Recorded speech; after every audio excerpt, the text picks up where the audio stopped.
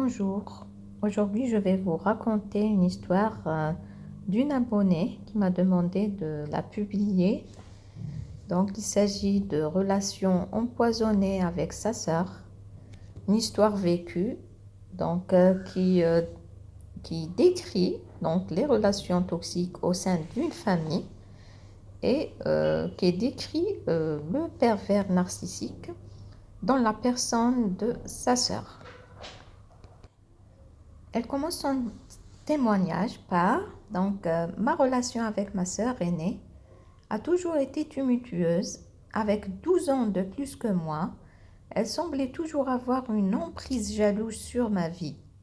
Peut-être est-ce que parce que que j'ai eu la chance d'être courtisée par des prétendants alors qu'elle peinait à attirer le moindre regard.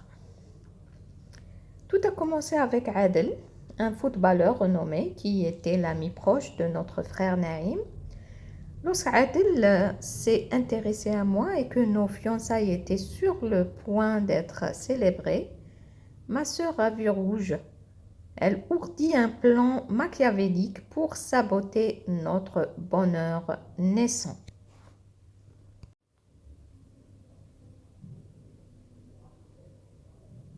Le jour de nos fiançailles, alors que la famille d'Adèle était présente pour célébrer avec nous, ma sœur a orchestré une confrontation avec les sœurs d'Adèle. Dans un accès de jalousie irrationnelle, elle a jeté du jus sur leur robe, provoquant une altercation houleuse qui a culminé avec la rupture de nos fiançailles.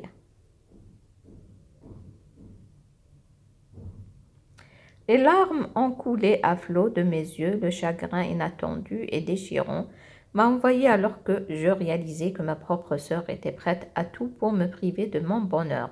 C'était une trahison douloureuse, une blessure profonde qui laissait entrevoir l'ampleur de sa jalousie et de son ressentiment envers moi.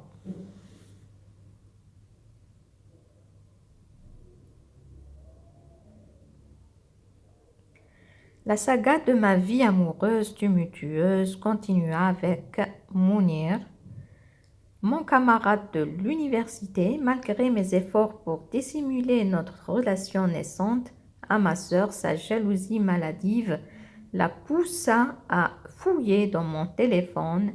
Elle découvrit ainsi nos échanges et entreprit une enquête serrée sur moi, me forçant à lui révéler toute la vérité. Dans un moment de confiance fragile, j'osais nier l'importance de mes sentiments pour Mounir, prétendant que c'était juste une amitié. Mais alors que Mounir planifiait sérieusement de venir avec sa mère pour demander ma main, ma sœur, aveuglée par sa jalousie, prit les choses en main de la pire des manières. Elle prit mon téléphone, composa le numéro de Mounir qu'elle avait soigneusement enregistré et lui déversa son venin. Ses mots acerbes et ses accusations sans fondement firent voler en éclats nos espoirs de bonheur. Mounir, confus et blessé par cette attaque gratuite, coupa tout contact, laissant derrière lui un silence assourdissant. La date que nous avions fixée pour la visite familiale passa, mais Mounir et sa famille ne vinrent jamais. Coincé en vacances, sans moyen de le joindre, je me sentais dévastée, abandonnée et trahie par ma propre sœur, dont la jalousie avait une fois de plus semé le chaos dans ma vie amoureuse.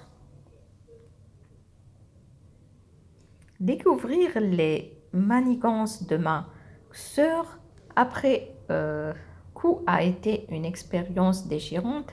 Réaliser que la personne censée être une alliée, une confidente, était en réalité celle qui complotait dans l'ombre pour saboter mes relations amoureuses m'a laissé un goût amer de trahison.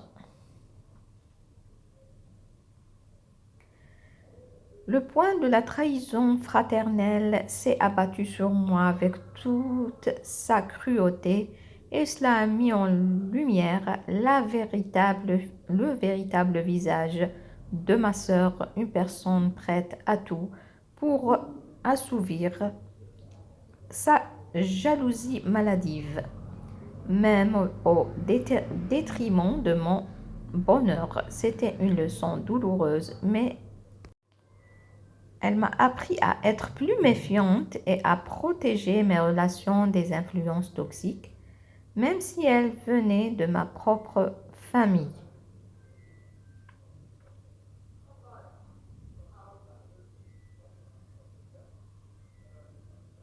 Apprendre la vérité sur ce qui s'est réellement passé avec Mounir et ma sœur a été un choc douloureux. La trahison de ma sœur a été mise à nu, mais la révélation du silence de Mounir pendant cette période difficile a laissé un goût amer dans ma bouche.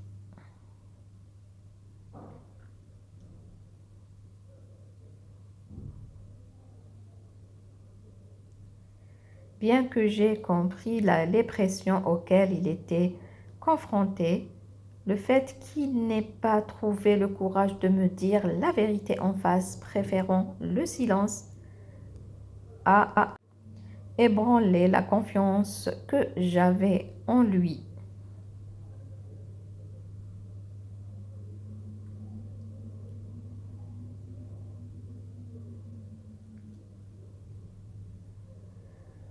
La restauration de notre relation s'est avérée être un défi monumental car la blessure causée par son silence persistait, même si j'étais peinée par les circonstances difficiles dans lesquelles il se trouvait.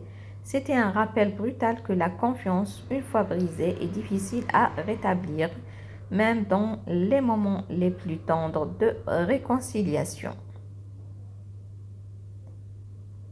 La troisième fois, avec Nabil, notre voisin ingénieur, a été le coup de grâce. Ma sœur, toujours animée par sa jalousie maladive, a agi de manière impitoyable, déchirant la lettre qui lui avait confiée pour moi.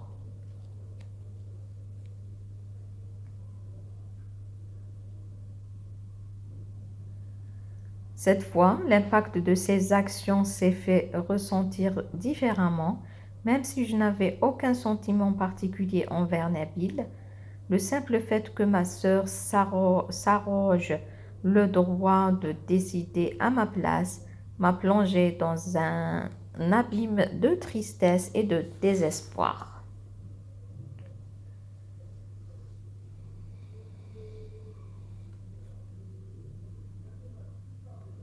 La réalisation que ma vie amoureuse était devenue une marionnette entre les mains jalouses de ma sœur a été accablante. Luttant contre la dépression et les pensées sombres, je me suis retrouvée à penser au suicide.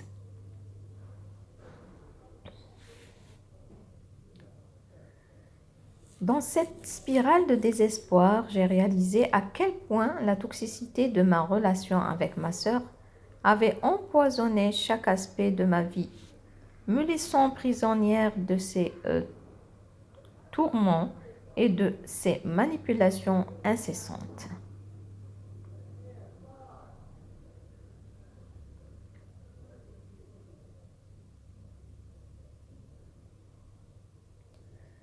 Au lieu de me laisser consumer par la rancœur et la douleur, j'ai choisi de consacrer ma vie à aider les plus démunis, que ce soit les personnes dans le besoin ou les animaux en détresse. Cette décision m'a apporté un sentiment de paix et de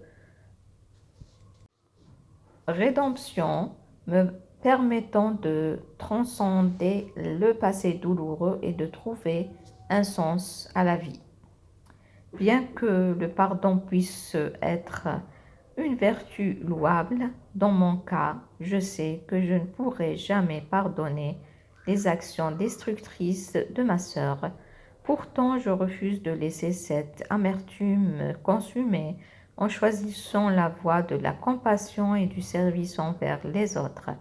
J'ai trouvé un moyen de guérir et de donner un sens à ma propre existence, loin des ombres toxiques du passé. Voici une histoire très douloureuse d'une abonnée. Je la remercie et c'est pas facile d'avoir un membre de la famille qui est toxique ou bien si on est entouré de personnes toxiques, que ce soit en famille ou au boulot, ou, à l'université ou ailleurs. Donc c'est très difficile.